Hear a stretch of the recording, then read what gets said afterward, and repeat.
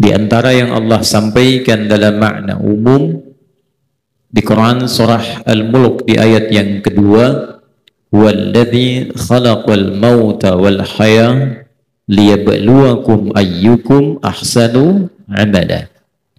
Dialah Allah yang mencipta kematian dan kehidupan. Dulu pernah kita utarakan kenapa maut didahulukan dari haya. Dan haya pakai alif. Biasanya di dalam fiqh lughah di bahasa Arab, setiap yang menggunakan alif itu menunjuk pada sesuatu yang panjang. Fataha pendek, fa-nya pakai alif, fatah jadi panjang dua harakat. Haya menggunakan alif dan diakhirkan, ingin memberikan kesan bahwa setiap manusia umumnya ingin hidup lebih panjang. Ada yang mau meninggal hari ini? Hampir tidak ada. Tapi maut didahulukan ingin memberikan kesan bahwa harap-harap hidup lebih panjang, ternyata maut bisa datang lebih dulu dari apa yang kita duga.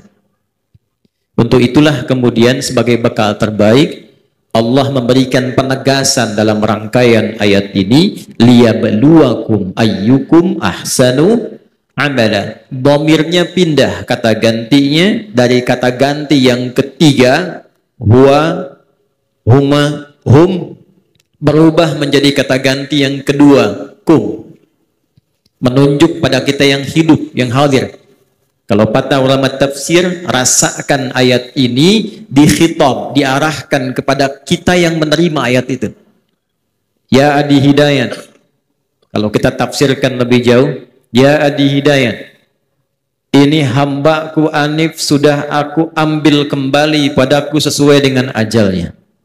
Sekarang engkau yang masih hidup, yang masih dalam lingkup ujian, liyabluwakum, kita masuk di dalamnya, untuk menguji engkau.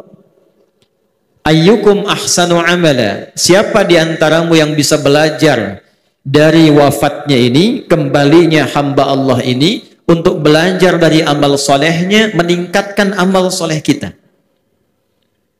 Dalam memahami ayat ini, di antaranya ada hadis Nabi SAW, dan telah saya tekankan bahkan dengan sanad di pertemuan haul kedua tahun lalu.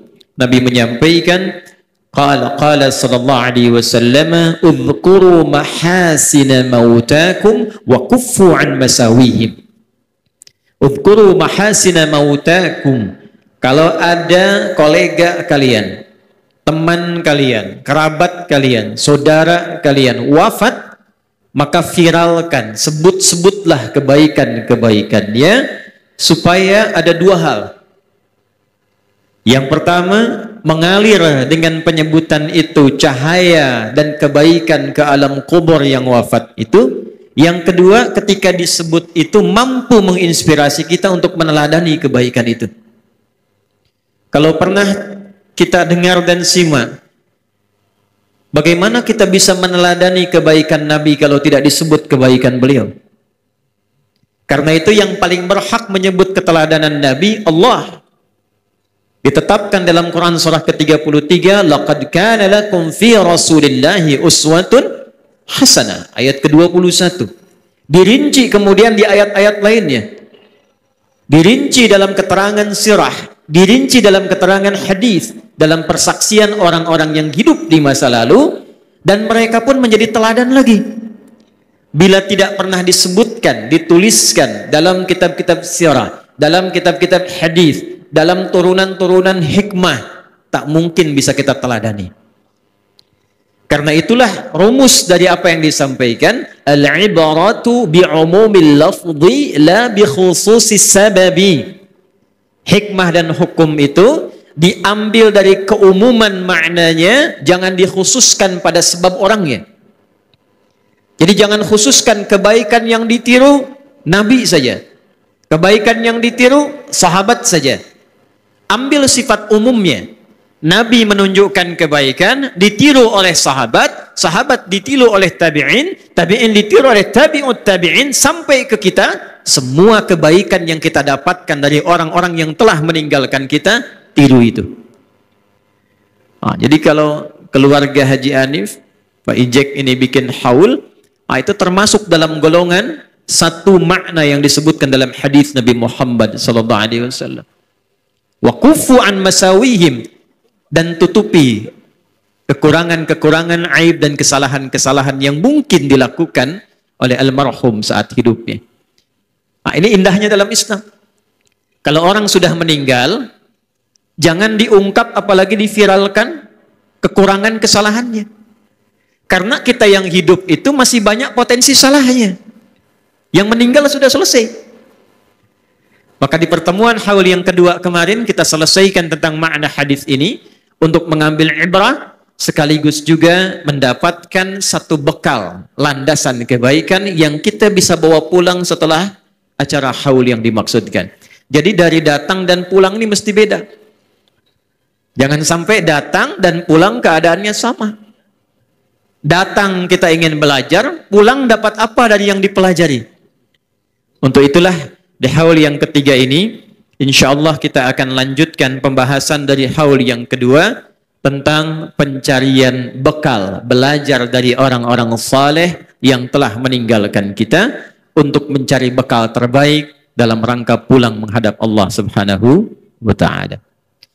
Bismillahirrahmanirrahim. Kita tidak akan keluar dari Al-Quran dan hadis supaya landasan kita untuk mempelajari di pertemuan ini lebih kuat dan lebih berkah. Al-Quran di surah ke-28 di ayat ke-88.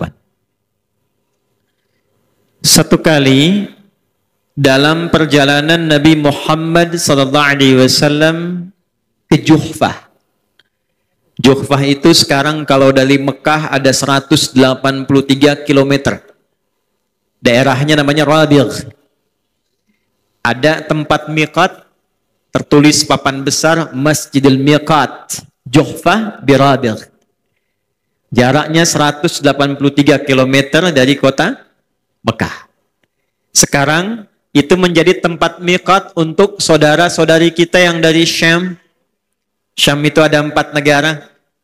Palestina, Jordania, kemudian ada Syria, ada Libanon sekarang. Itu kalau mau masuk Mekah, haji, umrah, miqatnya di Juhfah. Mesir di Juhfah. Wilayah Maghrib ke Afrika bagian utara, Maroko, Aljazair, Libya, Juhfah. Kalau kita dari Madinah, kita ambil Dzulhulaifah atau disebut dengan Bir Ali. Di Juhfah ini saat Nabi tiba, kemudian dalam satu masa turunlah Al-Quran, surah Al-Qasas itu ayat 88. Innalladzi farada 'alaikal Qur'ana laradduka ila ma'ad. Inna, kita tambahkan sedikit pakai ilmu nahwunya, harfun nasbin wa taukidin tansibul isma wa tarfa'ul khabara mabniyun 'alal fathi la mahalla lahu min al-i'rab. Paham? Tidak. Yang santri insyaallah pasti paham itu.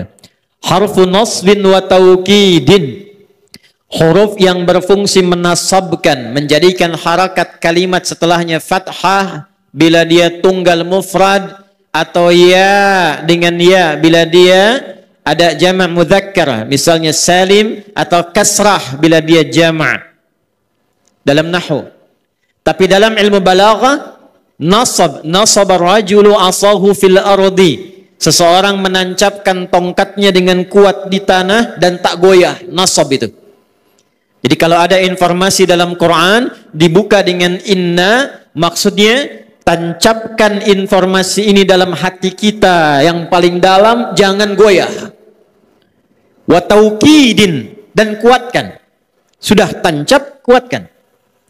Jadi kalau kita baca Al-Quran, ada ayat dibuka dengan inna, maka tancapkan informasinya dalam hati kita yang paling dalam, kuatkan, jangan goyah. Kokoh.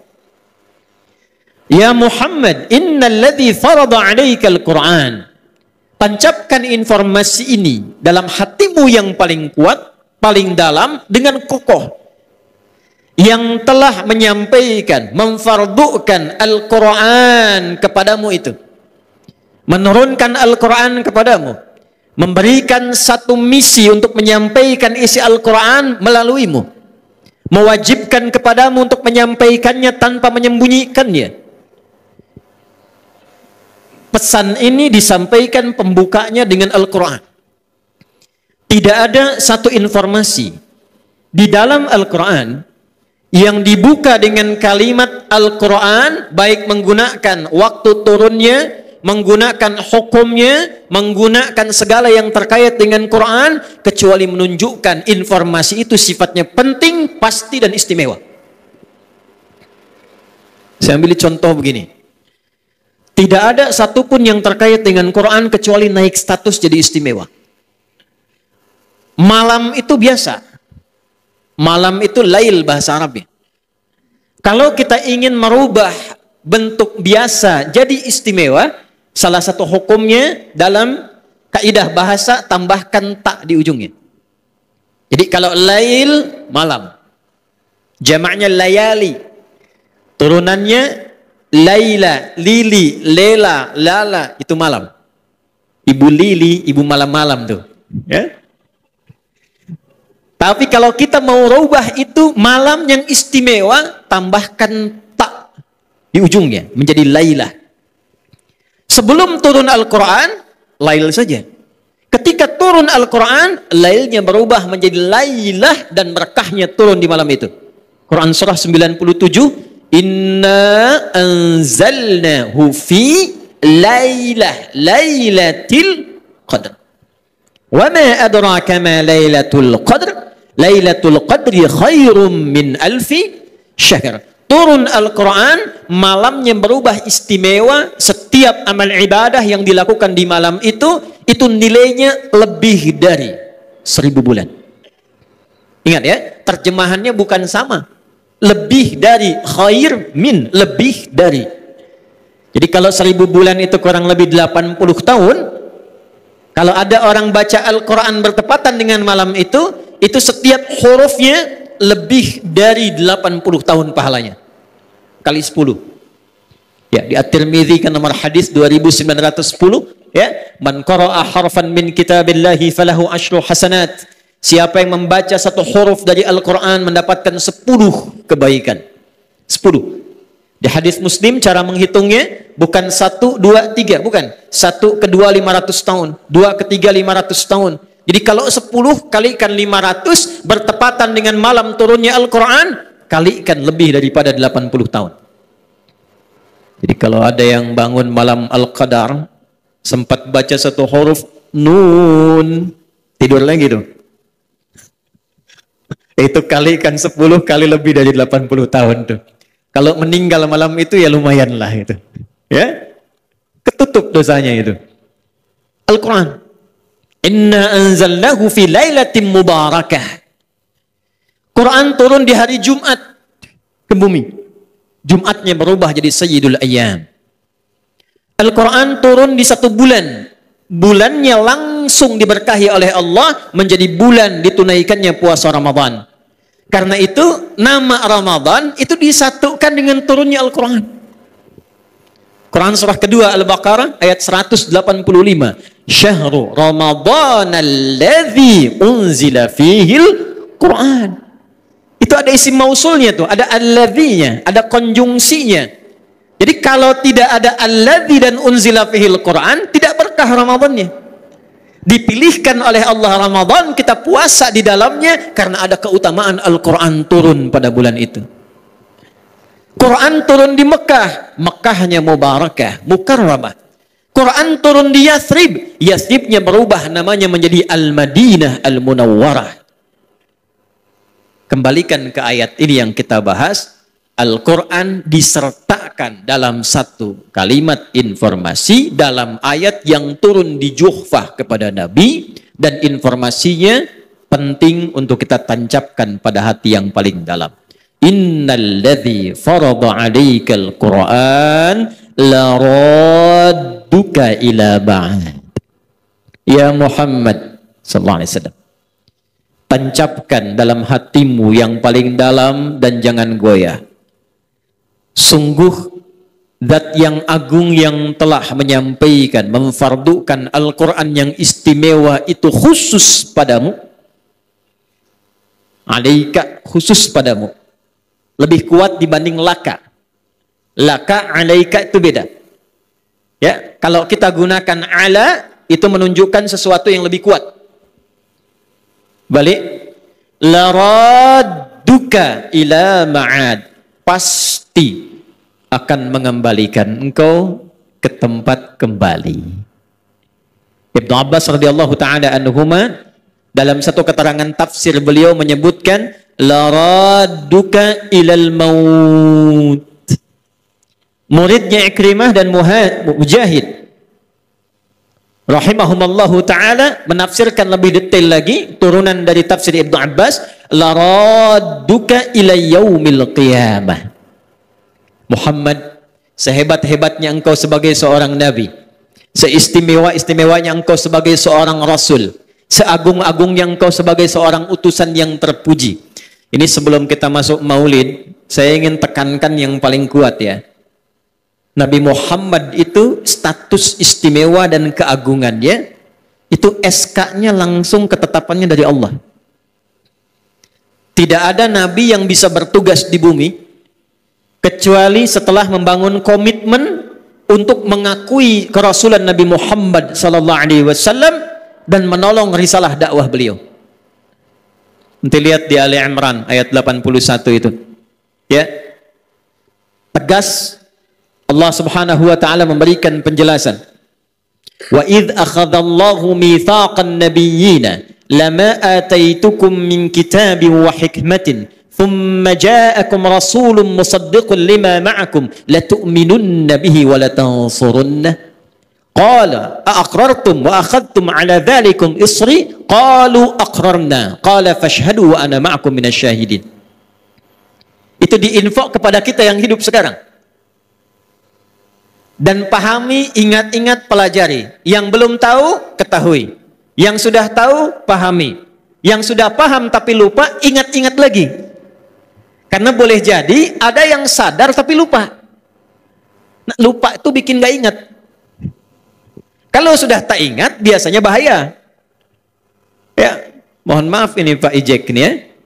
Kalau ada pejabat korupsi bukan tidak tahu korupsi itu salah.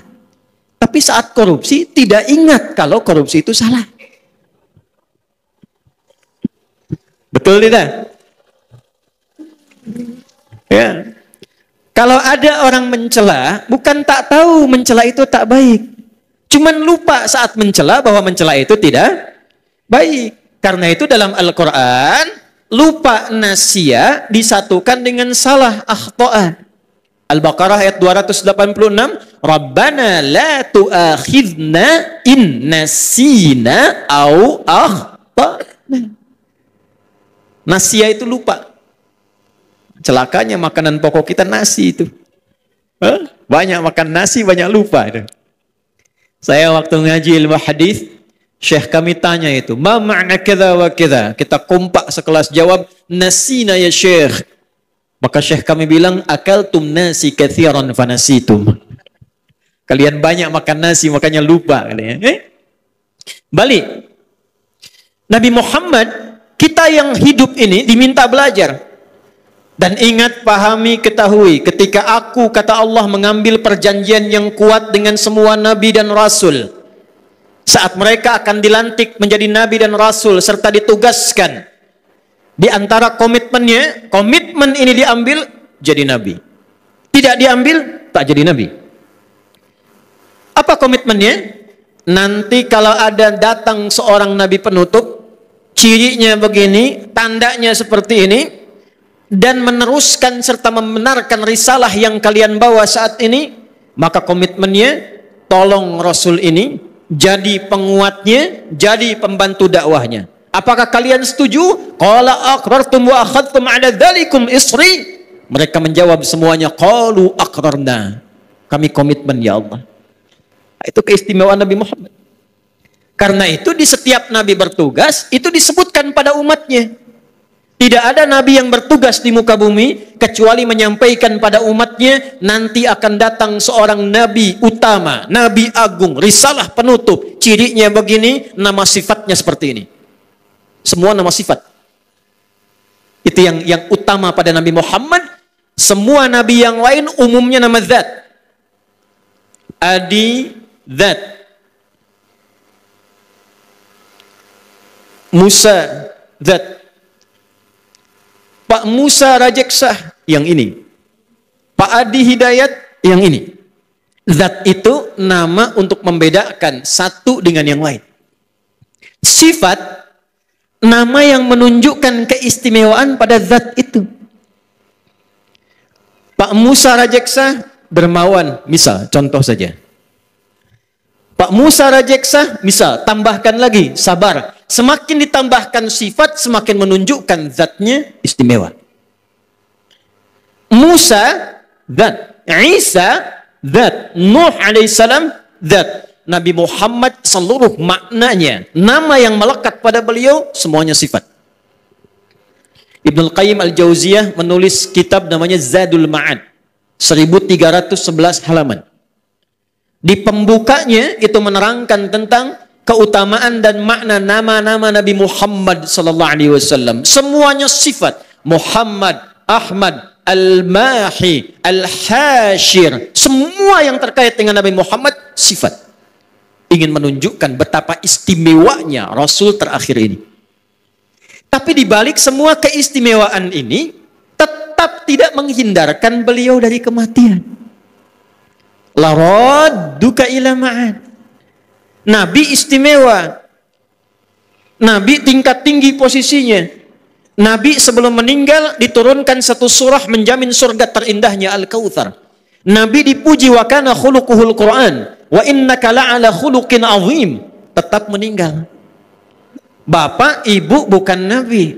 Bapak, ibu bukan rasul. Tidak ada status di Quran tentang kita. Belum turun ayat spesifik tentang kita dijamin surga. Tidak akan meninggal dan tak mau meninggal. Kurang sehat. Jadi meninggal itu pasti. Meninggal itu pasti. Sesuatu yang pasti terjadi. Nah, yang diingatkan oleh Al-Quran kadang-kadang manusia itu unik. Pada yang tidak pasti disiapkan, pada yang pasti tidak siap-siap. Nanti ada proyek nih, nilainya 100 miliar. Proyeknya belum pasti. Nanti. Tapi persiapannya luar biasa. Proyek kematian kita pasti. Dirahasiakan waktunya menjadi gaib supaya kita serius mempersiapkannya. Kita tak tahu. Bisa ibu duluan, saya belakangan, bisa. Bisa dibalik, ya. Bisa dibalik, saya belakangan, ibu duluan mungkin. Gitu ya. Tapi pasti pulang.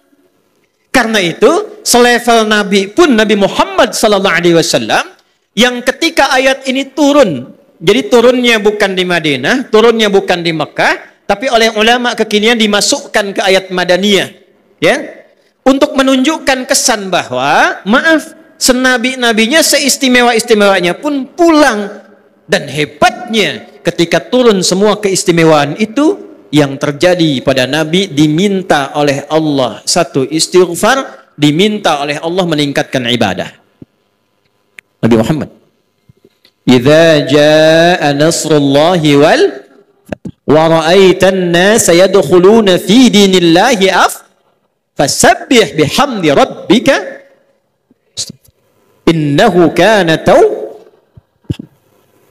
dapat surah jaminan surga. Inna a'tainakal, itu jaminan. Tapi perintahnya apa? Fasalli li rabbika walian. Saya tanya nih, Bu,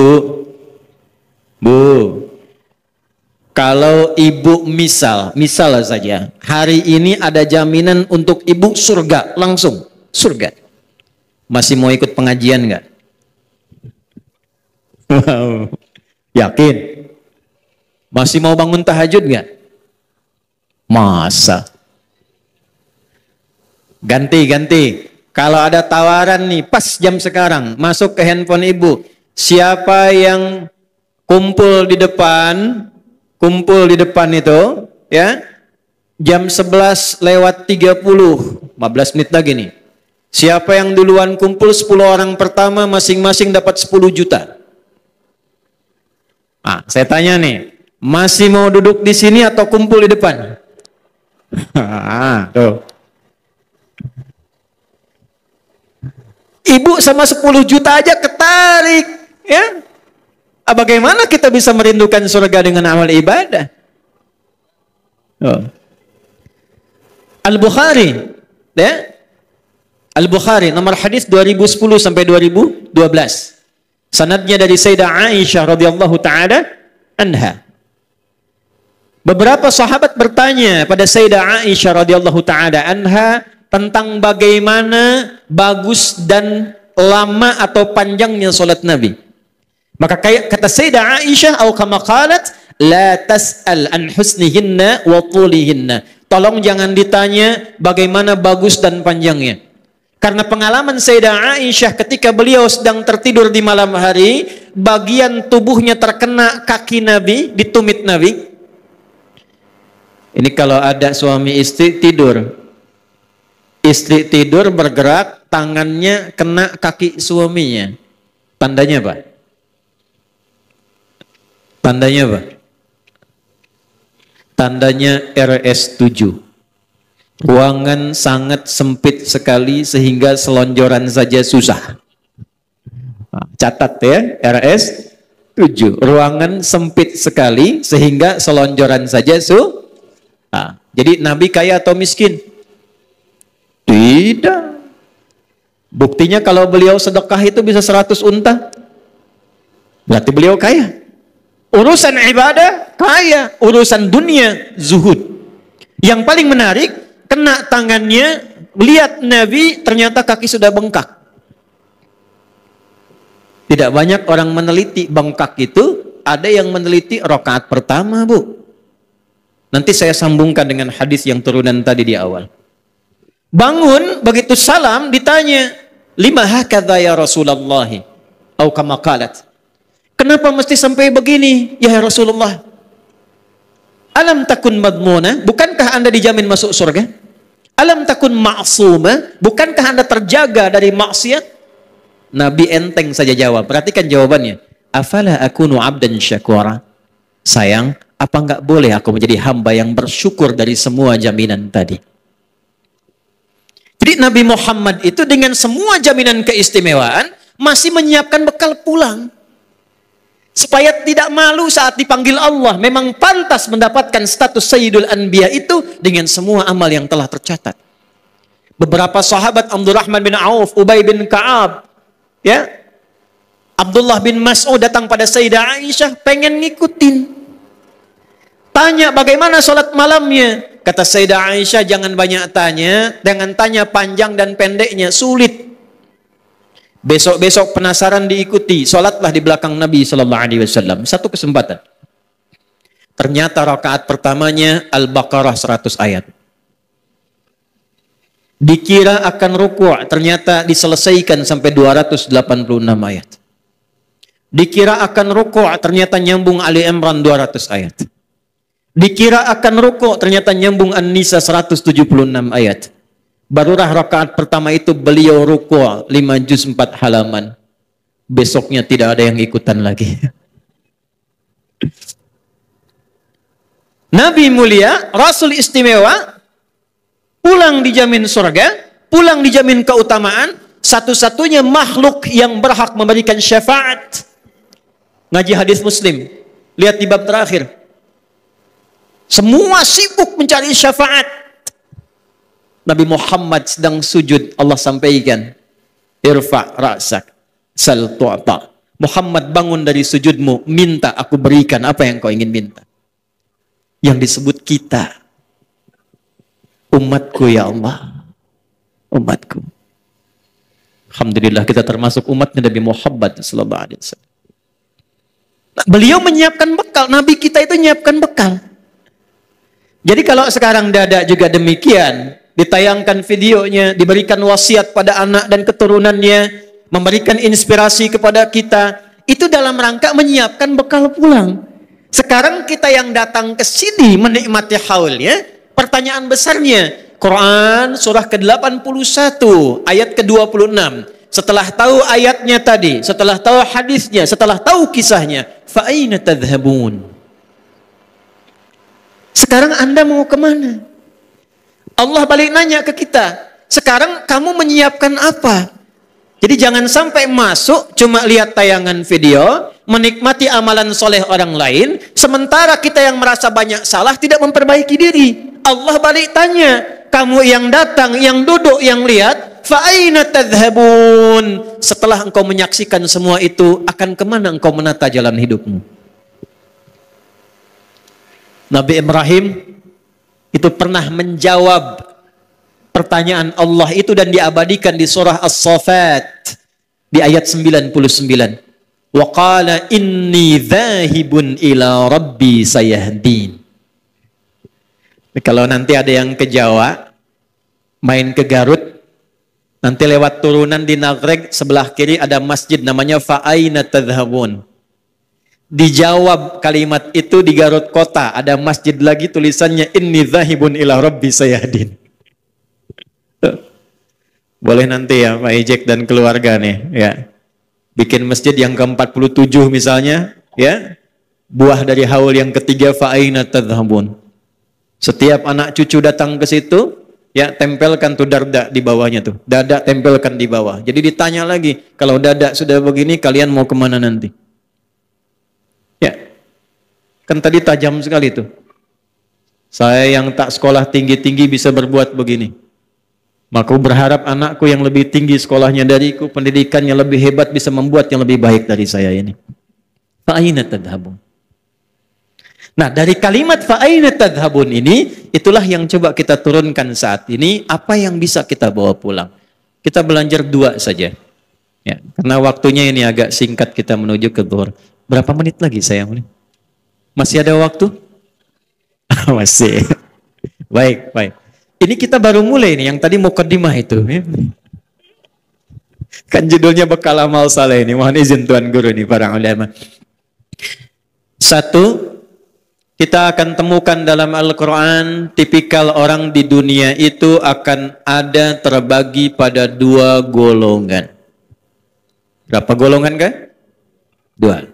Nanti dua golongan ini tersambung ayatnya bersamaan. Golongan pertama di Al-Baqarah di ayat ke-200.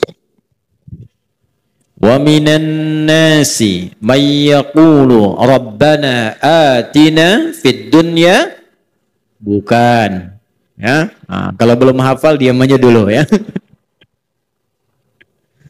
Wa minan nasi may yaqulu rabbana atina fid dunya wa ma lahu fil akhirati min khalaq. Wa minan nasi min yatab'id, dan Anda akan temukan di antara manusia itu may yaqulu, orang-orang yang komitmen hidupnya itu Rabbana atina fid dunya, hanya fokus pada urusan dunia saja, tidak ingat dan tidak menyiapkan urusan akhiratnya. Wa ma lahum fil akhirati min khalaq. Karena itu saat mereka pulang kepada Allah di akhirat nanti, mereka tidak mendapatkan apapun. Nah, jadi bagian pertama di antara manusia ada yang sibuk dengan urusan dunia saja. Bangun tidur, dunia. Mau tidur, dunia.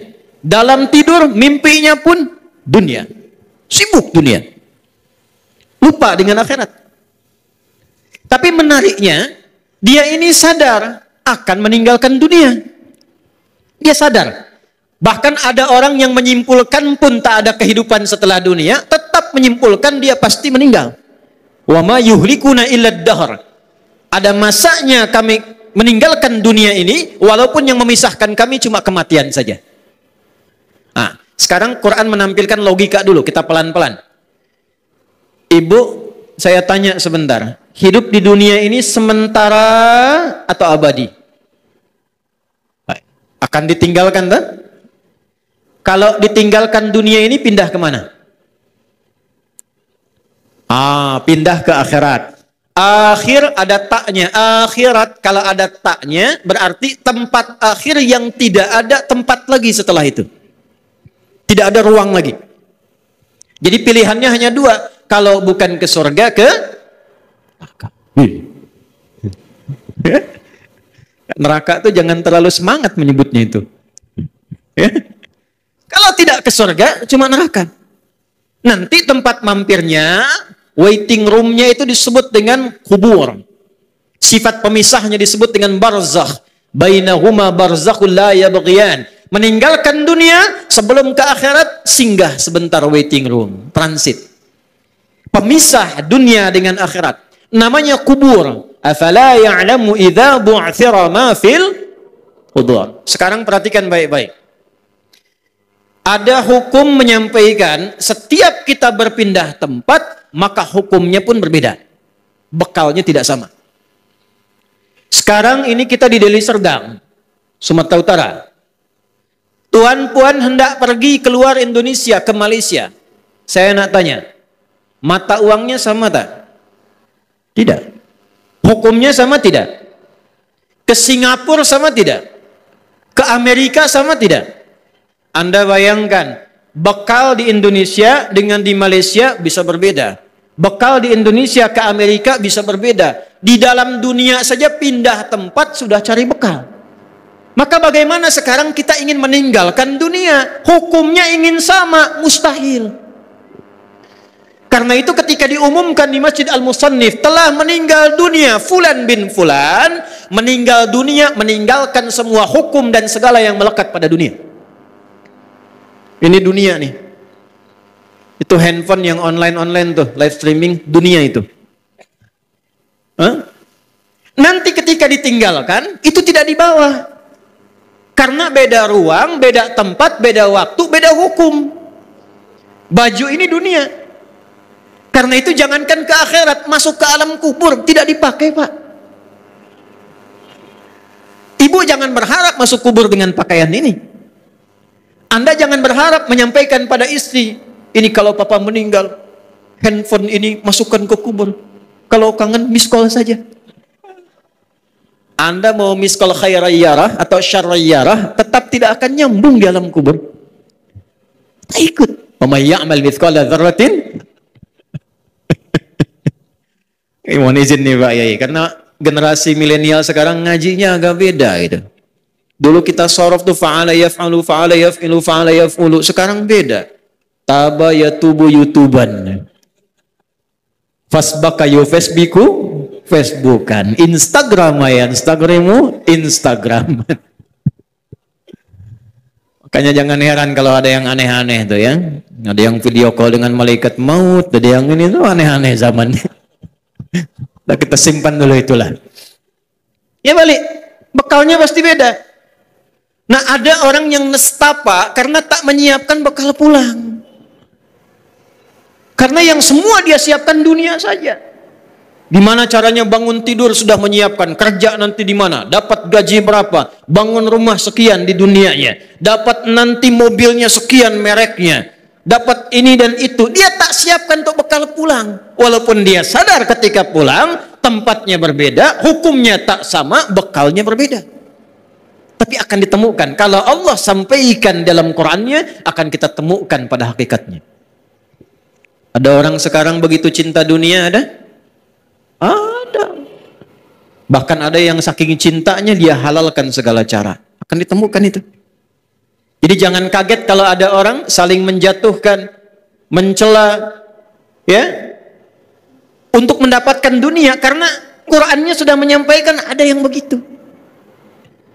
Bahkan nanti dalam hadis ada orang yang juga menggunakan bagian dari agama untuk mencapai dunianya. Nah, kita ini mohon izin nih para kiai, tuan guru nih ya, habaib, ustaz. Nabi menyampaikan jelas, bahkan Hadratus Syekh Kiai Haji Hasyim Asy'ari. Ya, saya itu menghafal 17 kitab Hadratus Syekh dan saya mengajar. Kitab Adabul Alim wal Muta'allim itu saya mengajar di Al-Azhar. Besoknya mengajar, malamnya saya bermimpi ketemu Gus Dur. Saya tanya, Gus, saya mau ngajar ini besok ya. Beliau senyum, ya sudahlah ijazah itu. Karena Gus Dur itu sahabatnya Pak D kami. Kami punya Pak D namanya Kiai Haji Hafidh Uthman. Nah, itu sahabatnya Gus Dur. Waktu beliau sakit, beliau sempat gantikan. Ya. Dalam salah satu bab bagiannya itu, Hadratus Syekh menyinggung salah satu hadis yang sangat penting sekali. Siapa saja yang mengajar, awas tuh. Hati-hati nih untuk kita nih.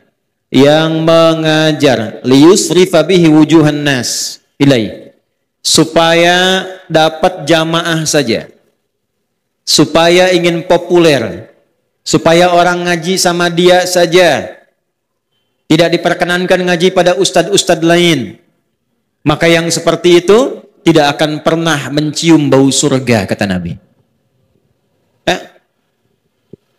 Bahkan dalam hadis ada satu riwayat di At-Tirmidzi, an-naru, lebih layak tempatnya neraka, 2 kali disebutkan. Kalau Nabi menyebutkan demikian, terjadi. Nanti ada lagi di hadis Muslim dari Abu Hurairah. Ada orang bangkrut karena menukar akhiratnya dengan dunianya. Atadruna al-muflis, tahukah engkau orang bangkrut itu? Satu menjawab, ya Rasulullah, al-muflisu fina ma la dirham lahu wa la mata'. Ya Rasulullah, orang bangkrut menurut kami orang yang tak punya uang sesen pun habis. Tak ada aset sedikit pun. Hilang. Secara hukum dunia, betul. Nabi langsung menjawab, al-muflisu min ummati. Lihat di hadis Muslim tuh. Orang bangkrut di akhirat nanti yang mengaku umatku. Jadi Nabi tidak menyebut umat yang lain. Ada orang mengaku umatnya Nabi, bangkrut di akhirat, kehilangan akhiratnya karena sebab dunianya. Ya'ti yaumal qiyamati bi salatin. Di dunianya itu pernah dia kelihatan rajin salat. Jadi di akhirat datang pahala salatnya ada kelihatan. Wasiyamin, rajin puasa. Wa zakatin, bahkan ada yang gemar berzakat. Hati-hati nih. Cuma sayang, wa ya'ti qad syatama hadza. Dia senang sholat, tapi juga saling senang mencela. Wa qadzafa hadza, senang menuduh. Wa daraba hadza, senang berselisih. Wa safaka dama hadza, bahkan ada puncaknya, ada yang menumpahkan darah dan menyebut nama Allah di dalamnya. Hati-hati itu. Tembak orang, Allahu Akbar. Bom sana sini, Allahu Akbar. Hati-hati. Ditemukan yang begitu? Ada? Berarti apa yang Nabi sampaikan dan waspadai itu benar terjadi. Hati-hati ya. Hati-hati. Itu saat terjadi bom di Jalan Tamrin dulu. Dan kita berdoa semoga tidak pernah berulang gitu ya. Saya sedang di Lampung. Meledak. Itu pertanyaan pertama jamaah langsung angkat tangan, Ustadz, apakah bom di Jalan Tamrin itu termasuk jihad fisabilillah? Saya bilang, Mas, sependek pengetahuan saya, jihad fisabilillah itu jihad di jalan Allah, bukan di Jalan Tamrin.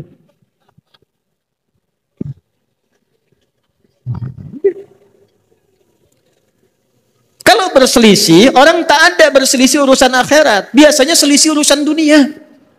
Jabatan berselisih, dunia. Proyek selisih, dunia. Bisnis berselisih, dunia. Cari popularitas berselisih, dunia. Ada orang rajin sholat, tapi gemar menuduh. Saling mencela. Sama-sama ngaji, tapi saling menjelek-jelekan. Kan bukan karena akhiratnya, karena dunianya. Maka ketika ada orang sholat dan mencela, diambil pahala sholatnya, diberikanlah kepada yang dicela itu. Ada orang puasa dan menuduh, diambil pahala puasanya, diberikanlah kepada yang dituduh itu. Fa in faniyat hasanatuhu, kalau habis kebaikannya, tersisa keburukannya satu saja, itulah yang menjerumuskan dia ke dalam neraka. Nah, Anda bisa bayangkan, ada orang yang masih sholat pun, kalau dia berbuat buruk tidak waspada, masih berkurang pahalanya. Ada golongan pertama yang mengejar dunia, lupa sholat, lupa akhirat. Saya mau tanya sebentar. Sekarang ada nggak orang untuk sekedar mendapatkan pekerjaan dunia meninggalkan sholat? Ada? Banyak kok, pakai kol-kolah itu. Banyak kok ini. Banyak kok. Hanya untuk jadi penjaga toko meninggalkan Jumat ada? Ada. Tuh. Sekali lagi saya tanya nih, kalau ada nih yang laki-laki ya, pekerjaan gajinya 100 juta tapi nggak bisa sholat, atau gaji 1 juta tapi bisa sholat, pilih mana? Nggak ada pilihan ketiga, awas tuh, cuman 2. Pilih mana? Oh. Dan yang paling aneh lagi, pengen masuk surga. Dan yang lebih istimewa lagi dari keanehan itu, surganya ingin di Firdaus. Dan yang lebih tidak bisa dipahami lagi, ingin bersama Nabi. Oh. Ada musim-musim begitu akan didapati. Dia tahu dia akan meninggal, dia tahu dia akan pulang, dia mengerti dia akan dihisab, tapi dia tidak menyiapkan bekal untuk pulangnya. Golongan pertama akan didapatkan. Maka kita belajar dari video, dari haul ini. Dada dikasih dunia, Masya Allah. Saya tadi mengejar jalan cepat ke sini dari bandara. Alhamdulillah Allah kasih delay 1 jam. Jadi ceritanya karena kami kemarin agak padat 4 pekan. Saya tidur mungkin 1 jam, 2 jam lah setiap hari itu kemarin. Langsung ke bandara sebelum subuh, sholat subuh di bandara, masuk pesawat. Duduk di depan, saya ingin langsung istirahat, tidurlah saya. Begitu sudah agak nyaman, saya bangun sedikit, saya tanya staf di samping, sudah sampai kita? Dia jawab, belum terbang Ustaz. Rupanya navigasinya bermasalah. Nah, kalau diteruskan terbang, tak nyampe lah ke sini nanti. Husnul khotimah saya nanti. Ya. Sampai. Tapi Allah ingin tunjukkan lain. Alhamdulillah. Rupanya jalan cepat tuh, mobil cepat, lewatlah kemudian salah satunya pintu tol. Tulisan di atasnya, Haji Hanif 2. Barulah kita tahu ada lahan 5 hektar dibebaskan untuk maslahat masyarakat. Supaya orang itu cepat aksesnya. Supaya orang itu mudah aksesnya. Barulah tahu lagi, bukan hanya yang ini Ustadz, di sana juga ada 3 hektar dibebaskan juga. Kalau tak Allah kirimkan lewat situ, tak ada bahan saya bisa bicara sekarang.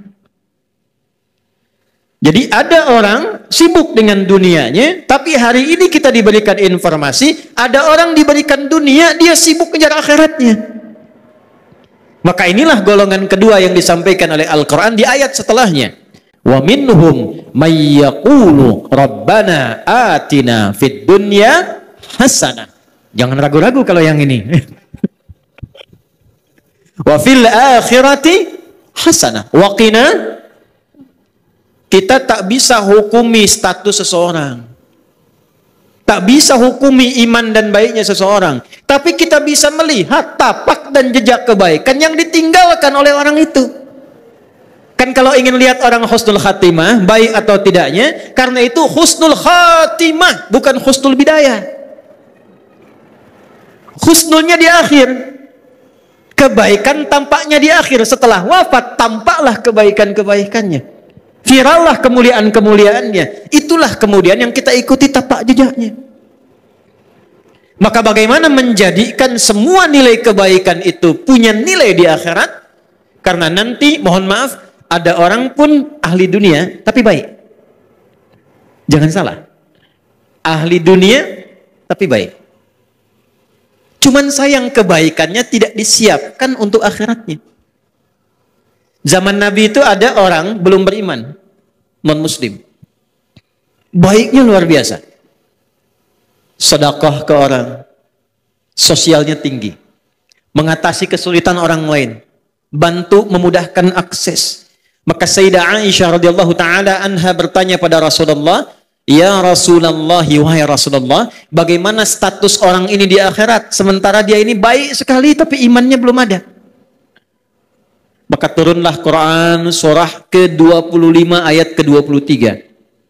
Wa qadimna ila ma 'amilu min 'amalin faj'alnahu haba'an manthura. Wa qadimna, naknya li ta'zimin nafsi fi ta'zimin sya'ni. Menunjukkan keagungan Allah pada sesuatu yang sangat penting. Jadi kalau kita terjemahkan dengan tafsir, demi keagunganku dan keadilanku, aku berikan balasan untuk dunianya. Tapi di akhirat dia tidak bernilai. Jadi kalau ada orang berbuat baik untuk dunia, tapi dia tidak siapkan untuk akhiratnya, keadilan Allah menjawab dan membalas kebaikan dia itu di dunia. Tak adil kalau Allah balas di akhirat. Sebab dia berbuat baik dengan hukum dunia, maka Allah balas pula dengan hukum dunia. Tuh. Baiknya karena dunia, maka diangkat orang itu. Disebut-sebut orang itu. Disanjung orang itu. Ada pula yang mendoakan. Tapi kalau tidak ada kunci akhiratnya, di akhirat kebaikan itu hanya akan jadi debu yang berterbangan. Detil Al-Quran. Debunya terbang. Kalau terbang kan tak bisa ditimbang. Kalau debunya hinggap, masih ada berat. Tapi kalau debunya terbang, bagaimana menimbangnya? Maka kunci pertama, bagaimana kita menyiapkan bekal ke akhirat tanpa meninggalkan dunia. Yang pertama, rubahlah rutinitas dunia kita menjadi ibadah. Satu. Maka berubahlah perbuatan kita dari sekedar rutinitas amal, punya sifat ibadah, namanya soleh. Maka amalnya berubah menjadi amal soleh. Setiap amal yang menjadi soleh, maka dia punya sifat baru, namanya hasanah. Ketika amal menjadi hasanah, maka dia punya poin. Poin inilah yang disebut bekal akhirat, namanya ajrun, yang kita sebut pahala. Pekerjaannya tetap dunia. Tapi pekerjaan dunia ini karena diniatkan menjadi ibadah, amalnya menjadi saleh, perbuatan baiknya diridhai Allah menjadi hasanah, maka setiap hasanah punya nilai akhirat. Dari mana dalilnya? Quran surah ke-6 ayat 160. Man jaa bil hasanati falahu asyru amthaliha.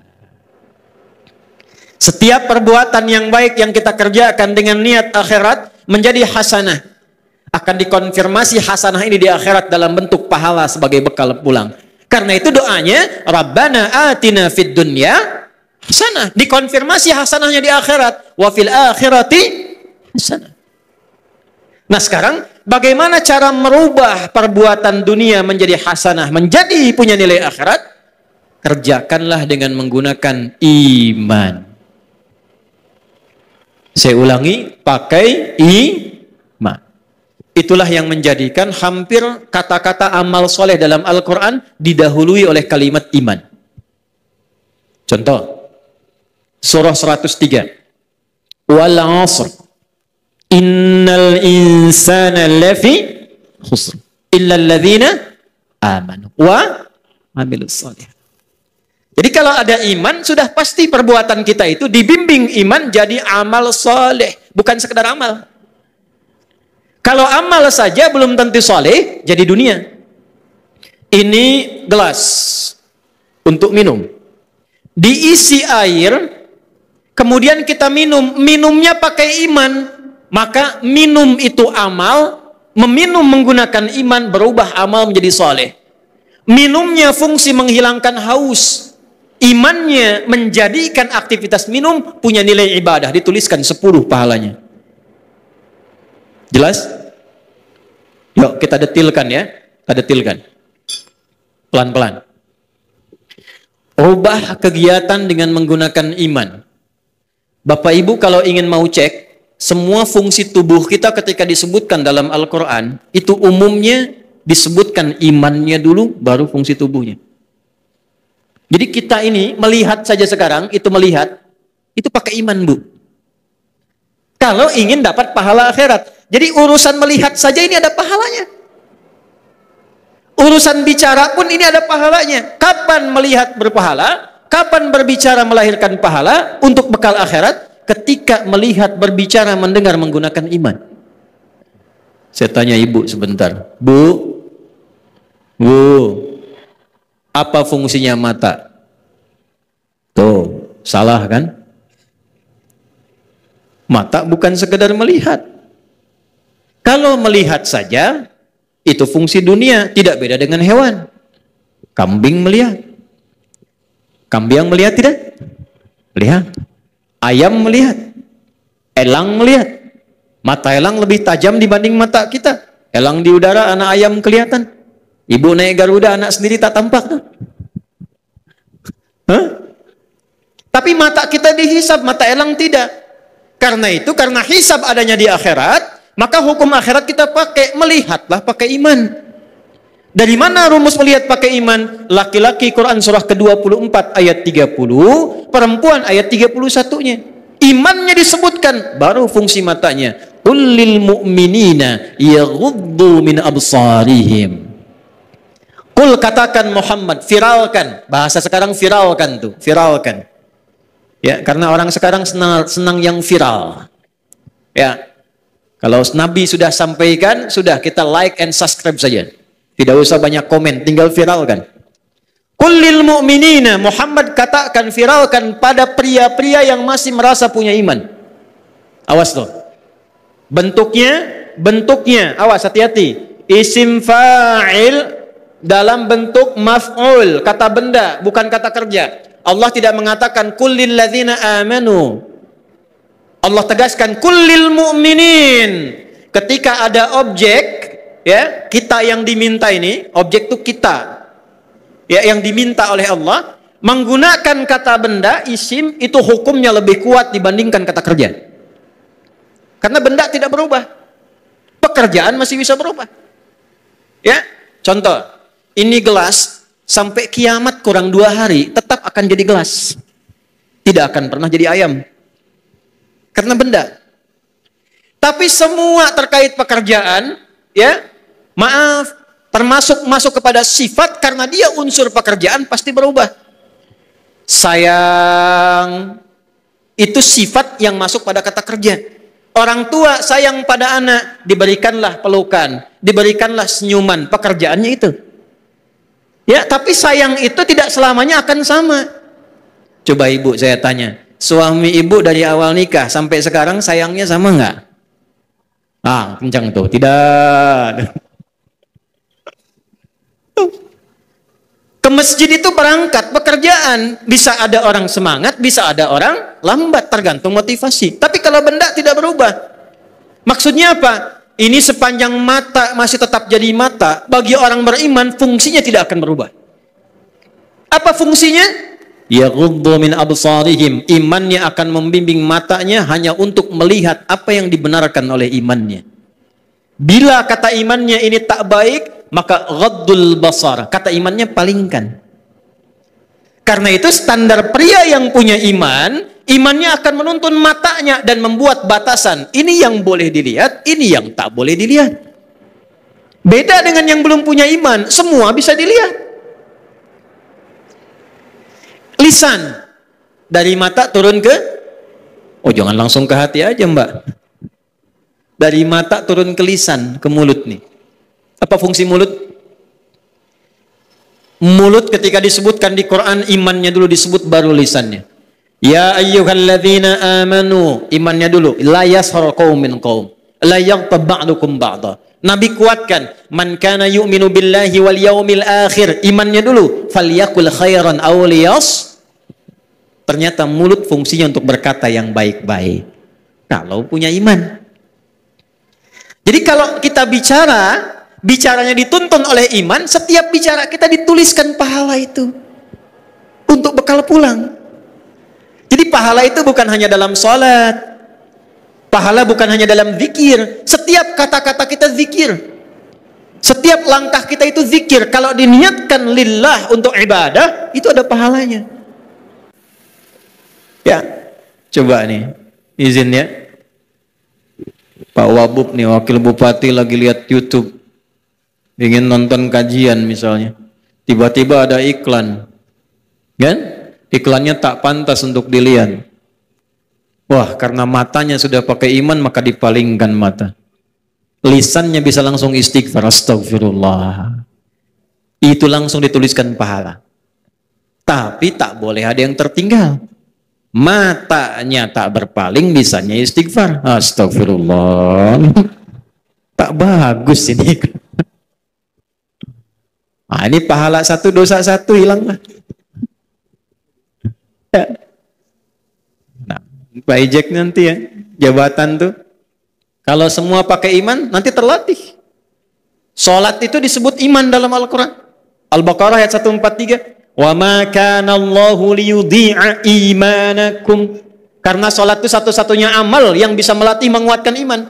Jadi sudah pasti itu, kalau orang tak pernah salat, itu dekat dengan maksiat itu. Mudah terkena maksiat. Ya. Ada orang liberal datang pada saya, Ustadz, fungsi salat itu kan mencegah perbuatan keji dan mungkar. Berarti kalau saya sudah bisa mencegah perbuatan keji dan mungkar, saya tak perlu salat lagi. Betul tidak? Tidak. Saya bilang, Mas, meninggalkan salat itu termasuk perbuatan mungkar. Nah, setelah itu saya tinggalkan. Jadi kalau Anda masih tidak salat, berarti Anda masih mengerjakan perbuatan mungkar. Semua tubuh kita dilatih. Oleh karena itu, kenapa salat datang perintahnya dari sejak dini. Usia 7 tahun ajari salat. 10 tahun berikan pendidikan membuat dia mengerti. Kenapa? Merubah diri kita menjadi lebih baik. Quran surah 29 ayat 45. Inna salata tanha 'anil fahsya'i wal. Salat disebut iman. Jadi kalau orang dengan beriman saja jadi orang baik, apalagi dia salat, pasti baik kuadrat itu. Tangannya kan tangan tahiyat. Masa mau dipakai maksiat? Tiap hari mengangkat begini dengan syahadat asyhadu an la ilaha illallah wa asyhadu anna muhammadar rasulullah. Lalu tangan yang baik ini yang dipakai tahiyat mau dipakai korupsi. Di mana rasa malu itu di hadapan Allah? Karena itu para pejabat nih kalau masih sholat ini, insya Allah terjaga. Datang orang pengusaha tawarkan, Pak Ijek nih ada proyek besar. Fee-nya 100 miliar Pak. Tapi menyimpang. Lalu Pak Ijek jawab, maaf ya, jari saya jari tahiyat, tak akan pernah dipakai maksiat. Sebentar, jangan tepuk tangan dulu, belum selesai ceritanya. Nah, setan itu kan tak pernah putus asa. Naik pangkat dia. Nanti lain waktu kalau saya ke Medan, kita belajar fikih setan tuh. Belum pernah belajar kan? Ya, malaikat belajar, setan tidak belajar. Kalau kita tahu semua jalan mulus, tak pernah tahu di mana lubangnya, besar kemungkinan terjerumus. Ada 9 jenis setan yang berbahaya nanti. Ya, setannya balik lagi. Naik pangkat lah, tawarkan, Pak Ijek naik ini jadi 1 triliun katanya. Kira-kira gimana tuh? Kan sudah saya bilang dari tadi, tunggu ya, saya istikharah dulu. Tak ada istikharah dalam maksiat itu. Nah itulah kalau kita sudah ada iman, semua terjaga. Jadi caranya gampang, di Islam tuh ringan, tak perlu tinggi-tinggi. Bicara kalau pakai iman, ada bekal pulang. Melihat kalau pakai iman, ada bekal pulang. Karena itu semua kegiatan kita dipandu menggunakan doa supaya iman itu berfungsi. Bapak Ibu boleh cek, di mana ada keyakinan, dimanapun di dunia ini, yang semua kegiatannya ada doanya. Cuma di Islam. Dan setiap doanya tidak sama. Di mana ada manusia bisa bikin doa, doanya tak sama dalam semua kegiatan harian hidupnya. Tidak mungkin kalau ini bukan petunjuk dari Rabbul Alamin. Ini menunjukkan bahwa Islam itu bukan agama budaya, bukan rekayasa. Hudan. Petunjuk Allah. Maaf, tidur ada doanya? Bangun ada doanya? Bangun dan tidur sama tidak doanya? Ke masjid masuk ada doanya? Keluar? Tuh, masuk dan keluar sama tidak doanya? Urusan kaki pun diatur. Masuk masjid kaki, keluar masjid kaki, ke toilet sebaliknya. Masuk toilet kaki, keluar masjid kaki. Hah? Doanya tak sama. Bagaimana kalau tak hafal doanya Ustadz? Nabi langsung bimbing supaya tetap pakai iman dan jadi ibadah. Kullu amrin dzibalin la yubda'u fihi bismillahirrahmanirrahim fahuwa abtar. Setiap perbuatan yang baik yang tidak diawali dengan bismillahirrahmanirrahim, abtar au aqta, maka terputuslah pahala akhiratnya, terputuslah bekal akhiratnya, hanya jadi dunia saja. Saya beri contoh nih ya. Ini contoh nih saya perjelas supaya memudahkan apa yang disampaikan. Ini gelas kosong. Saya isi minum begini. si air. Hadis Nabi menyampaikan, qala Rasulullah sallallahu alaihi wasallam, khudh bi yaminika ma yalik, ambil dengan tangan kananmu yang paling dekat denganmu, ambil. Kalau kita mengikuti hadis Nabi, petunjuk Nabi, dapat pahala. Malaikat tulis 10 kebaikan. Samillah, atau di Al-Bukhari, atau qala bismillahirrahmanirrahim, kul bismillahirrahmanirrahim. Lalu kita baca, contoh, bismillahirrahmanirrahim. Alhamdulillah. Nah, kita ambil, baca bismillah, maka perbuatan minum ini bukan hanya menghilangkan haus. Kalau itu duniawi. Kalau kita niatkan dengan iman kita, lillah, karena Allah perintahkan, saya minum. Kalau tak Allah perintahkan, tak akan saya minum. Bismillahirrahmanirrahim, karena iman saya minum, maka kalimat bismillahirrahmanirrahim mengantarkan kita memiliki bekal akhirat. Tuliskan 10 pahala. Karena itu kalimat bismillahirrahmanirrahim tidak akan pernah digunakan pada yang tak baik. Ada orang minum whisky pakai bismillah. Kalau dia coba-coba bikin konten itu, dilaknat semesta alam itu. Ya. Orang akan melaknat dia karena kalimatnya tak pantas disandingkan. Ya, bismillahirrahmanirrahim. Maka dari itu kalau kita lebih dalam ngajinya, ba-nya itu ba. Ya, kata Ibnu Hisham Al-Ansari, ada kitab namanya Mughnil Labib an Kutubil A'arib. Karya Ibnu Hisham Al-Ansari. Ba-nya itu punya fungsi 14. Di antara fungsi 14 itu, ghayah, ilsaq, wal musahabah. Tujuannya apa? Membangun kedekatan dan keeratan. Apa tujuan saya minum? Bismillahirrahmanirrahim. Saya minum ini bismillah karena Allah perintahkan saya minum. Saya minum ini bismillah karena Allah ingin saya dapatkan ridhonya lewat minuman ini. Bismillah karena ilsaq, saya ingin lebih dekat dengan Allah, untuk itu saya menaati perintahnya. Ada 14. Dan uniknya dalam Al-Quran, setiap ada huruf ba bisa beda fungsinya. Ya, ada wudu kan satu pakai ba itu, wamsahu biru'usikum. Quran surah 5 ayat 6. Ya ayyuhalladzina amanu idza qumtum ilas shalah faghsilu wujuhakum wa aydiyakum ilal marafiq wamsahu biru'usikum, pakai ba. Ada fungsinya istighraq. Istighraq itu membasuh semua, usap. Ambil airnya, tumpahkan, usap dari depan ke belakang. Ada at-tab'id ma'at tahdid, sebagian dengan batasan. Ibu pakai kerudung tak bisa lepas, tidak usah dilepas. Ambil air, usapkan pada sebagian kepala. Batas misalnya ubun-ubun. Ada yang ketiga at-tab'id, ya, min duni tahdid. Sebagian tanpa batas, yang penting kepala. Ini masih tampak, ambil air, usapkan bagian sini. Sah. Nah, pakai ilmu kita ngajinya. Ada mahasiswa kita di luar negeri itu mengambil S3, membahas huruf ba di ayat ini saja. Ba. Itu dapat doktor dari huruf ba. Ya, Anda yang belum silahkan, masih ada ta, fa, jim sampai ya tuh. Jadi satu ini pakai iman. Ya, pakai iman. Kalau sudah pakai iman, maka jadilah semua perbuatan kita ibadah. Orangnya disebut dengan abdun. Jamaknya disebut dengan ibadun. Kalau dari ujung kepala sampai ujung kaki sudah terbiasa pakai iman, maka Allah naikkan status kita sebagai hamba Allah yang punya sifat kasih yang luas. Namanya ibadur rahman. Maka turunlah ayat, wa ibadur rahmanil ladzina yamshuna 'alal ardi hauna wa idza khatabahumul jahiluna qalu salama. Makanya ujungnya ayat itu tentang surga, doa surga, surga, surga, surga. Terus ujungnya terima kasih sama Allah. Ya, terima kasih ya Allah yang telah menepati janjimu mengantarkan kami ke dalam surga ini. Pakai iman.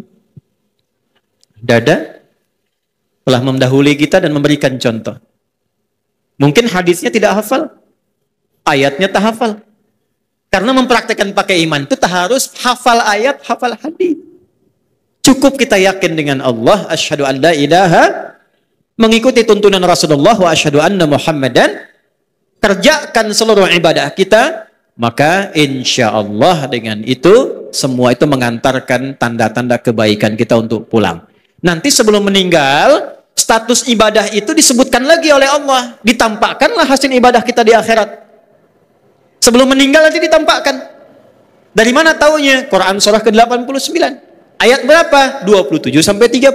Inilah harapan semua kita. Ya ayyatuhan nafsul mutmainnah. Nah, mutmainah ini sifat dari tumakninah. Tumakninah ini adanya dalam ibadah. Karena itu saat ruku tumakninah. Ya, hatta tatma'inna raki'an. Saat sujud tumakninah. Kebanyakan tumakninah, maka sifat nafsunya, jiwanya punya sifat mutmainnah. Saat pulang dipanggillah dengan sifat mutmainnah itu dengan nilai ibadah.